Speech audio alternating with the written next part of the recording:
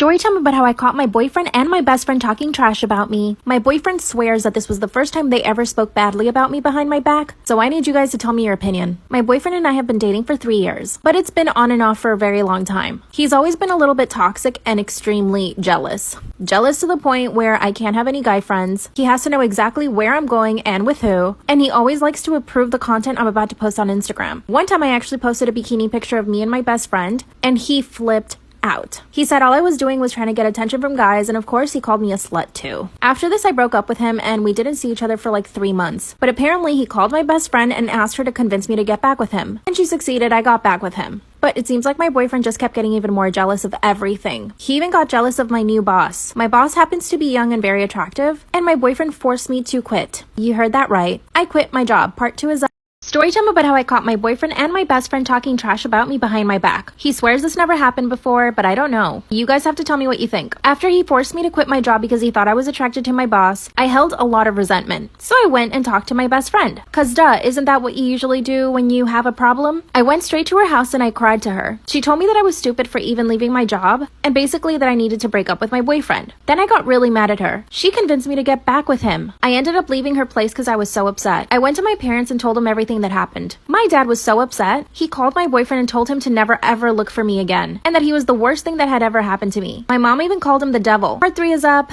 Story time about how I caught my boyfriend and my best friend talking trash behind my back. After my dad yelled at my boyfriend on the phone telling him to stay away from me, my boyfriend started calling my phone non-stop. At this point, you can imagine I was super upset. My boyfriend forced me to quit my job, which I did. My best friend wasn't listening to me, and my parents were just attacking my boyfriend. So I decided to go back to my best friend's house. I pull up to her apartment building and park. I walked all the way up to her apartment, but as I got closer to the door, I could hear my boyfriend and her speaking. I immediately thought that my boyfriend was there looking for me, but something told me to stop and listen at the door. That's when I hear my best friend calling me a stupid bitch, that I don't appreciate my boyfriend, and that even though I'm a brat, I still get everything I want. Then my boyfriend says, "You should have heard her fat ass dad. I should beat the crap out of him for his disrespect." I walked in and told him I heard everything. My best friend immediately apologized and backtracked. She said she was just trying to calm my boyfriend down, who was being aggressive. My boyfriend also apologized. I told him I couldn't trust them. They swore that that was the first time they'd ever done that. My best friend keeps calling me, but I won't answer her calls. Should I break up with my boyfriend?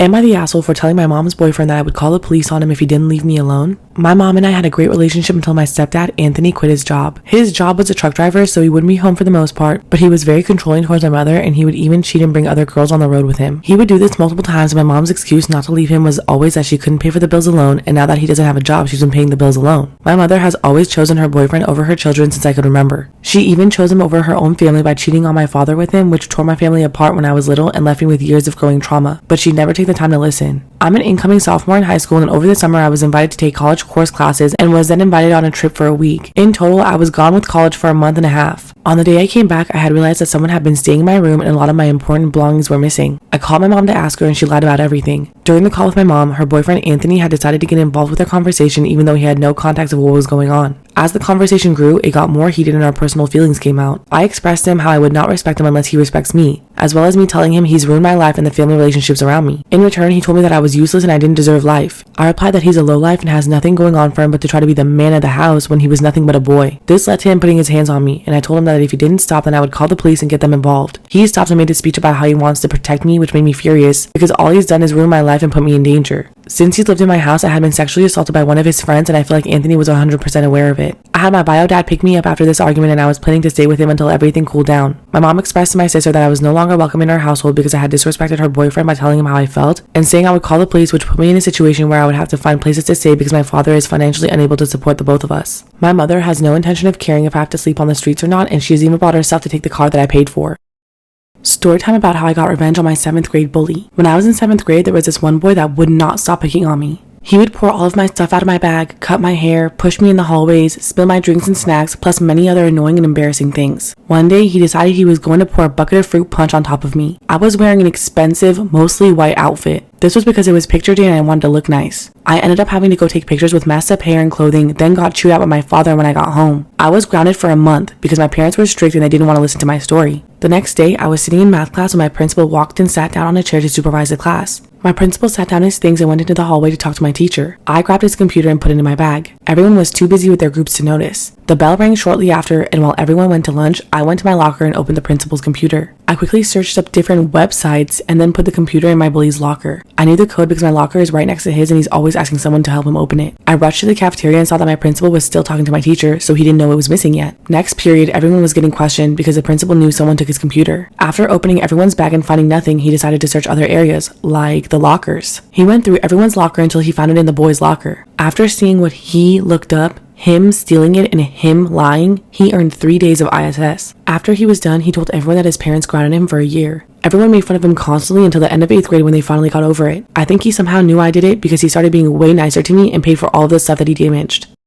My husband has a second family. The ultimate cliche has happened in my life and I'm absolutely broken. My husband, my rock, has been having an affair for over 17 years. We've been married for over 25 years. We have 3 beautiful children, 2 in college and 1 who still lives at home. But turns out he's had another set this whole time. My husband is an insurance broker and he has multiple branches over the country, which he spends week on, week off. Turns out on his week off, he's been with his other family in Albuquerque, where his other branch is. He's got a fiance whom he has 2 kids with, both in their early teens. I found out when I went to make a new Facebook account, and when I searched my husband's first name, another profile with another last name popped up, and through that profile were the links to his fiance and his other kids' Facebook. My husband is currently with said family, and I know it's him because his most recent post is a photo of him and that other family eating dinner. Among those photos were photos of him kissing the girl and him being fatherly with the kids who look nearly identical to my husband. I am already broken. Almost every part of me wants to scream in his face and reprimand him for ruining my life, but another part of me wants to pretend to be ignorant and let it be.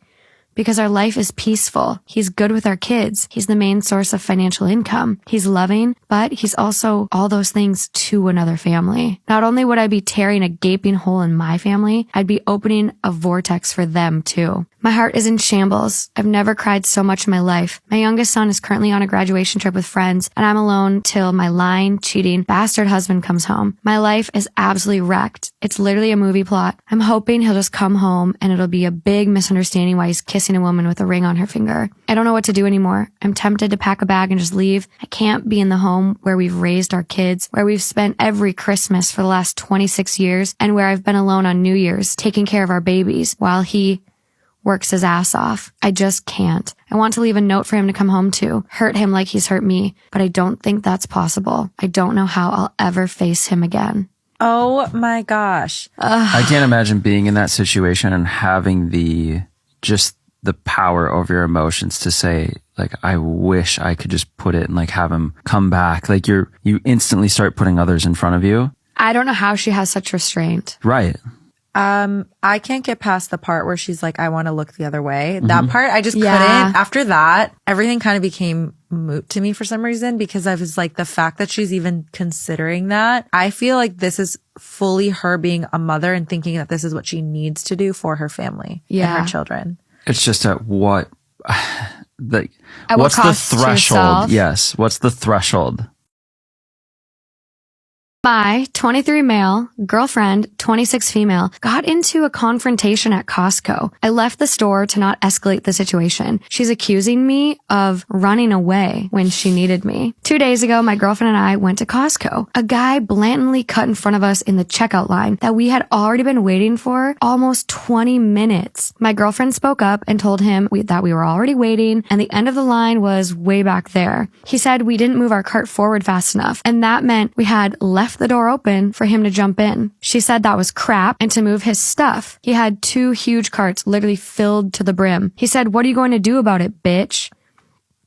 I didn't want to escalate the situation, so I basically just walked away and out of the store. I felt like it was so much better because you just don't know what people are going to do these days. I figured my girlfriend would leave as well, but I waited in the car for a good 30 minutes before I heard anything. Finally, she came out with all of our stuff. I asked her how it went. She said, paraphrasing here, "Not only are you a fucking coward, literally everyone in that line laughed at you about how you left me high and dry." I tried to explain to her about not wanting to escalate, and she said that no partner in the world, let alone woman, wants their partner to turn tail and run. I tried to explain to her again my thought process, and she said if I said one more word, she was going to break up with me. I dropped her off at her house with her stuff, and I haven't heard one word from her despite texting and calling her a few times. What is going on here? What can I do about this? How do I make her understand my point?